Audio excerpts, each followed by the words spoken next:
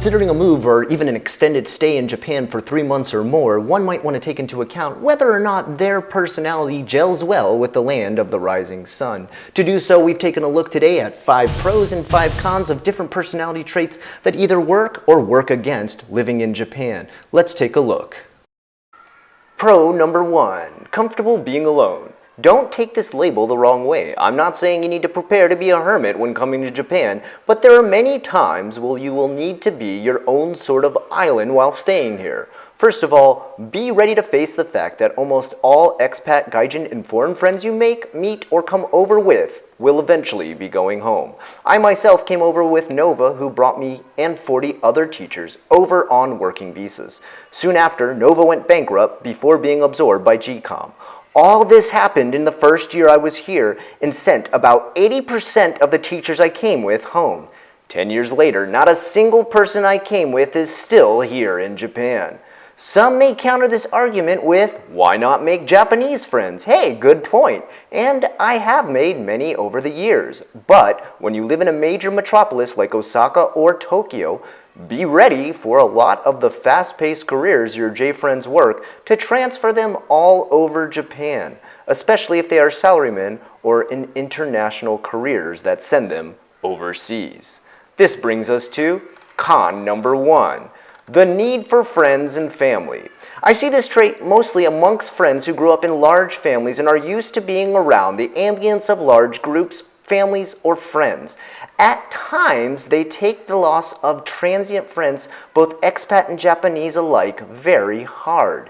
They also find difficulty with making close Japanese friends, which is by no means impossible, but is a much longer process of breaking down personal barriers and building trust as far as privacy is concerned. Not to say that the Japanese are shy or a cold culture, but they tend to not have as big of a mouth as us Westerners when it comes to their personal matters and what they think should be kept private. This, stacked on the constant loss of foreign friends who return home for school, job, or family reasons, can be a rough situation. Whereas my fellow expats who grew up as only children are comfortable spending long stints with only interactions from peers at work and seem to brush this problem off with ease. Pro 2, international appetite. If you have an open mind about keeping an open mouth for all foods around the world, then it is very easy to find the best of the best when it comes to chefs that specialize in fish-based recipes of all types in Japan, as well as a large variety of ways in which to inject rice into your daily dishes and diet. If you are already a lover of all foods, Asian and Japanese, then Japan's cuisine is going to be heaven on earth for your taste buds. Sushi and sashimi especially will have you in J-food nirvana. Whereas if you have con 2, picky eater, on the flip side, if your tastes are extremely Western or heavily attached to the soul food of your childhood, you may find your daily menu either very limited or very, very expensive. I have seen many a friend last no longer than a few weeks in Japan when they realize they either can't get or can't afford to keep eating the food they loved back home. Even worse, if you are an American like me, kiss the variety of monolithic grocery stores behind. Many additives, food chemicals, and food coloring are completely banned from Japan, which limits a large amount of cereals, sodas, and candies. Even worse is my poor friends who arrive with a fish or rice allergy. And though it's no fault of their own, they are severely limited with what they can eat.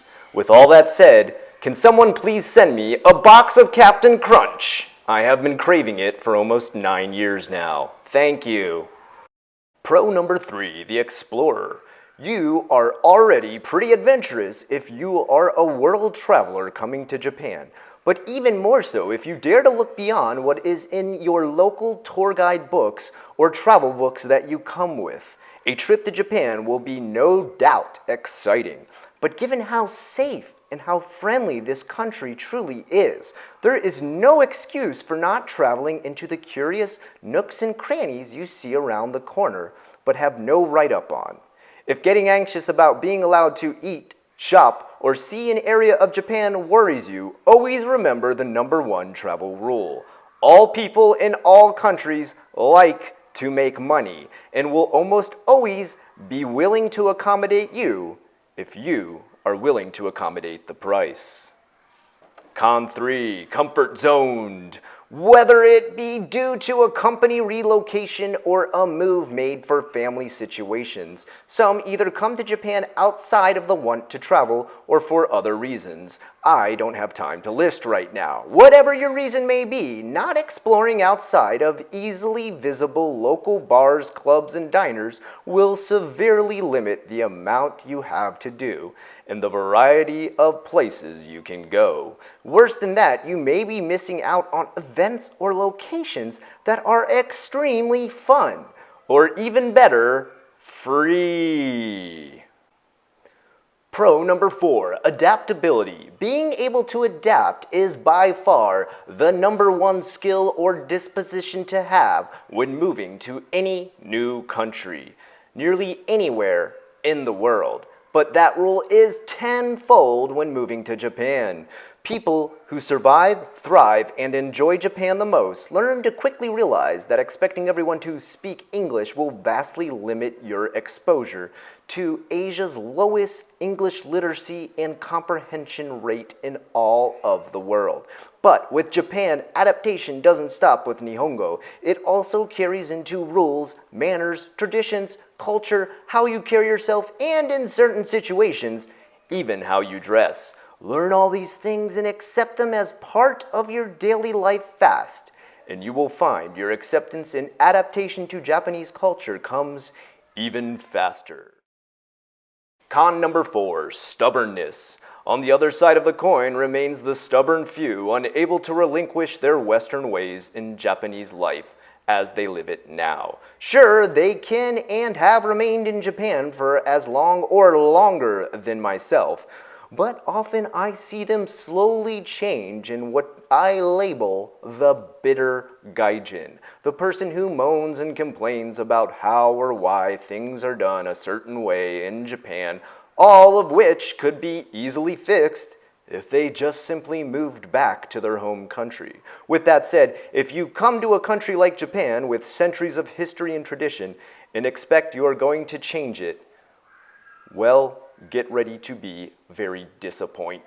Pro number 5, stability and stable outlets. Why do you want to come to Japan? Is it number 1, the culture and tradition? Number 2, art, anime, manga, or special medium original to Japan? Number 3, an apprenticeship or a language study? Number 4, school or work related? Number 5, to merely explore and have an adventure. If any or all of the above answers are right, then you are here for the right reasons. If you can keep your focus on these while taking on the other pro personality tips that I listed earlier, then prepare to not only succeed in what you've come here to do, but to have a great time while doing so. Con number 5, the runaway. We all go through rough and extremely overwrought situations in life, and we are all imperfect people with issues and broken in some way. These are not our flaws, but what makes us human, and at times allow us to bond through shared pain. With that said, none of the above will be fixed, healed, or made better by moving to Japan. While you may enjoy a brief sabbatical from your personal woes in what I call the quote-unquote honeymoon period, which usually lasts anywhere from 3 weeks to 3 months in Japan, the beauty, wonder, and exotic aspects of Japan will slowly become your new norm, and all the problems you were able to block out will slowly seep from the travel lust band-aids you placed upon them. Of course, there are ways to conquer your personal demons here, but Japan, while amazing, is a country dealing with its own social problems, and won't always have time to help, or may even exacerbate your own problems. Well guys, I hope you enjoyed those pros and cons of personality traits that'll help you make a decision whether or not Japan is the right place for you to either visit on an extended stay or possibly live for a long time. Until next time, I am Unrested with the questions about Japan that you requested. If you like what you saw here today, please like, comment, and subscribe. This has been Bright Side of Japan.